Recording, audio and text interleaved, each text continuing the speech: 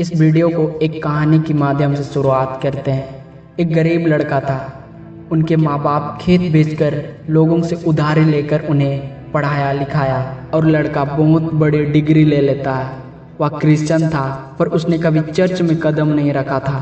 परमेश्वर में विश्वास नहीं करता था, लेकिन समझदार था।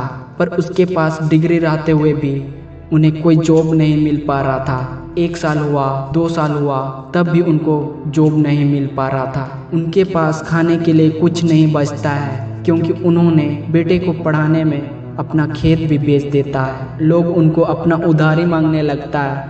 तब लड़का बहुत परेशान हो जाता है और एक रात उसको खाना नहीं मिल पाता है, तो वह भूखा पेट ही सो जाता है और रात में एक स्वप्न को देखता है। एक बहुत बड़ा जंगल, वहाँ पर लड़का खो जाता है। आसपास में ना कोई गांव, ना कोई लोग, सिर्फ अकेला भेड़ों की आवाज़, शेरों की दहाड़ जंगलों में भटक रहा था। बहुत देर तक भटकता रहा, जंगल से निकलने का रास्ता ढूंढता रहा।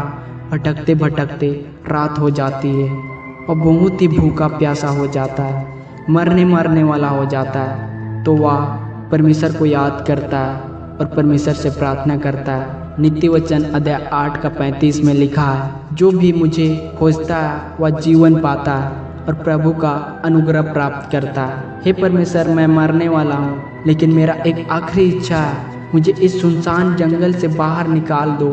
मैं भूखा ही सही इस जंगल में मरना नहीं चाहता हूँ। मुझे विश्वास है आप मुझे इस सुनसान जंगल में अकेले नहीं मरने देंगे। जैसे ही ऐसा प्रार्थना करता है तो उसे एक लाइट का नज़र आता है। लाइट को देखते ही बहुत खुश हो जाता है और उस लाइट की तरफ जाने लगता है और देखता है वहाँ एक चर्च में बहुत सारे लोग उनका आने की खुशी में नाच रहे हैं, उस लड़के का वेलकम कर रहे हैं। बहुत सारी अच्छी खाने पीने के लिए रखा हुआ है। और जब वह चर्च के दरवाजे में एंट्री करता है तभी अचानक उसकी नींद खुल जाती है। तो उसको पता चलता है कि ये तो स्वप्न था। लड़का रात में उस स्वप्न को बहुत सोचता है और उसका मतलब निकालने लगता है। भजन संहिता अध्याय 11 का 7, क्योंकि यहोवा धर्मी है, वह धर्म के ही कामों से प्रसन्न रहता है। धर्मी जन उसका दर्शन पाएंगे।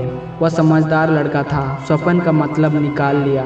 उन्हें सब पता हो गया कि मेरे पास इतनी बड़ी डिग्री होते हुए भी मेरा जॉब क्यों नहीं लग रहा, क्यों मेरा ऐसा बुरी हालत है।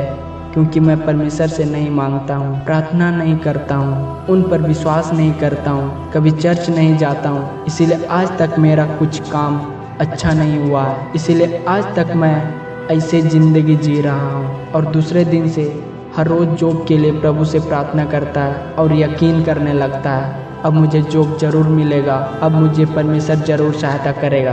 क्योंकि लिखा है मत्ती अध्याय 7 का 8 में, क्योंकि जो कोई मांगता है उसे मिलता है और जो ढूंढता है वह पाता है और जो खटखटाता है उसके लिए खोला जाएगा। कुछ दिन लगातार परमेश्वर से प्रार्थना करता रहा। संडे को चर्च जाता है, परमेश्वर के प्रेम और सहायता को जानता है और परमेश्वर के आज्ञा अनुसार चलने लगता है। तो अपने परमेश्वर यहोवा के पीछे चलना और उसका भाई मानना और उसके आज्ञा पर चलना और उसका वचन मानना और उसकी सेवा करना और उसी से लिपटे रहना। तो उसे एक दिन इंटरव्यू के लिए कॉल आता है और उसे लेने के लिए कंपनी से लोग आते हैं और उसकी जॉब लग जाती है।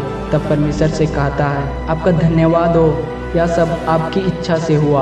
आप महान हैं, आप ग्रेट हैं। मैं तुम्हें धन्यवाद देता हूँ और तेरी प्रशंसा करता हूँ। हे मेरे पूर्वजों के ईश्वर, आपने मुझे ज्ञान और पराक्रम दिया है और मेरे लिए अब तक जो कुछ हमने चाहा उसको प्रकट किया है, क्योंकि अब तू हमारे लिए राजा की बातों के लिए जाना जाता है। इसी तरह हे मेरे प्रभु में प्यारे भाई एवं बहनें, हमें किस्मत में कुछ नहीं मिलता।